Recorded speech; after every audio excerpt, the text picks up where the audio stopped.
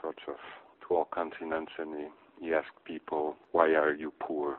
It seems a bit cruel and pretentious and everything, but it's not exactly why are you poor, it's why don't you do something? It's more or less that. And then you understand, and then if you stay there, if you live there, and you understand that it's the only way. I mean, it's the only way to survive. There's some things, there's a shock and a fascination at the beginning, and then slowly, gradually, it's like a ladder. Step by step, you go, you understand some things, you meet the people, you live there a little bit, and then you accept. And when you accept, or when I thought I could accept a lot of things there, I could start doing the films. Yeah, I didn't answer your question, but it's a way of answering. I mean, let's say I was a little bit blind at the beginning, blind by fascination, and that shows in also a little bit, which is a film still very protected by cinema, even by my friend Emmanuel Machuel, who did the Bresson films, and there's still this protective wing of cinema. And then slowly, I understood some things. I took my time. Of course, the video camera helped a lot, the small video camera. That helped me a lot. Of course, it's a very important part of it. And slowly, I think I started with Anna's Room, A Colossal Youth, and then the shorts. I could actually see a little bit more. And also, there's still a little bit of shooting first and asking questions after, like all my colleagues do.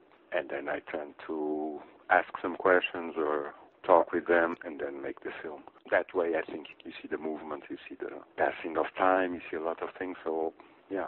One thing that is very clear, though, in these films is that this fascination, this curiosity, it is very sincere. I mean, I can think of so many examples of filmmakers who have gone to places that are poverty-stricken, and you can tell that they're exploiting it for the sake of dramatic purposes.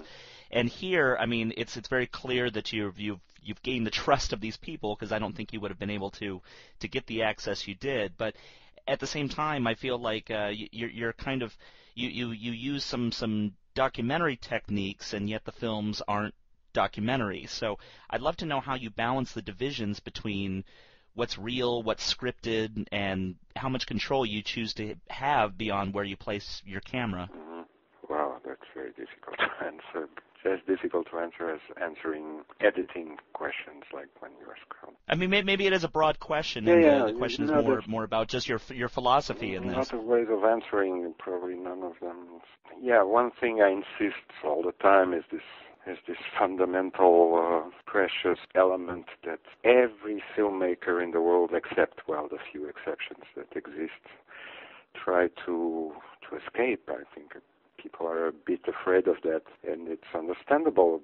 It's time, of course, because, time is money, and even if it isn't at all an industry, filmmaking or cinema tends to be wrapped into this.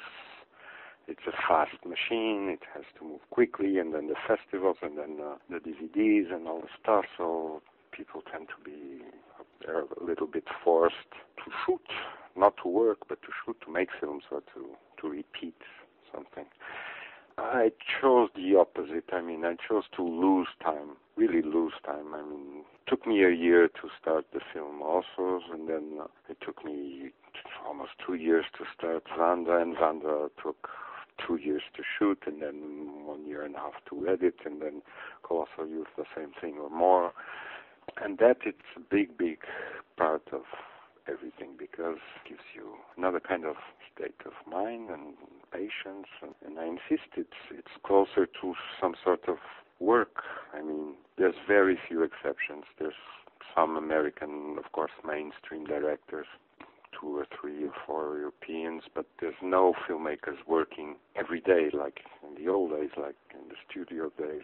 I've tried to do that. I'm trying to do that, to work every day in this kind of studio, even if it's not really shooting or rehearsing, even if it's just being there and taking care of things that have nothing to do with the film or with cinema. And that for me now is very, very important in all films. If a film is just an artistic project or a dream, or if I think too much about what the film will be and how the shots will be made and what colors and from what angles, and it's not very interesting to me. I mean, I have to occupy myself with other things. I mean, lots of things, practical things, routine things that involve them, and sometimes people that are in the films or not at all, just other guys from the neighborhood. Or that's another part that makes the films. And perhaps the third one that is a bit the sum of everything is that when I say that they are real collaborators,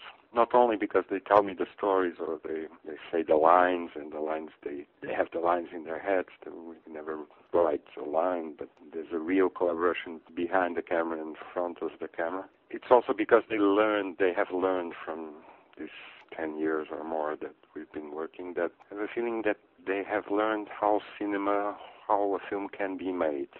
Like it can be made and it has a place and it has a right to be made there. Not only with, again, a scripted thing beforehand and with a lot of money and meaning and equipment and things, but it's possible to make films like this. So I think that transforms them strangely.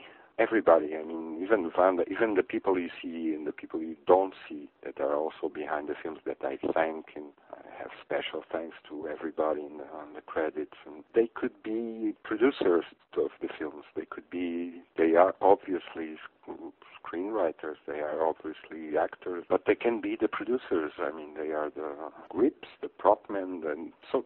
That's a documentary and that's the fiction at the same time, because it's very, very naive. I mean, you can't see it if you come to a shooting. You can't really see it. I mean, it's very discreet. It's in the middle of the streets and life goes on. That pleases me a lot because at the same time we tend to do the most ambitious project, but at the same time everything can collapse and everything can be suspended. I mean, we could be doing a shot with Wander Ventura and a guy, some junkie guy can come and put his hand over the lens and say, listen, I have to talk with you, I have a problem. He knows it's not a masterpiece. He knows he has the power and to break it. I mean, we'll do it later or something. Those are things that I couldn't imagine before in my past life as a filmmaker. And today it doesn't bother me at all. I'm trying to get to that point where I think film could be parallel to a certain kind of life. I think this life has to be in a certain way, of course. And I'm not talking about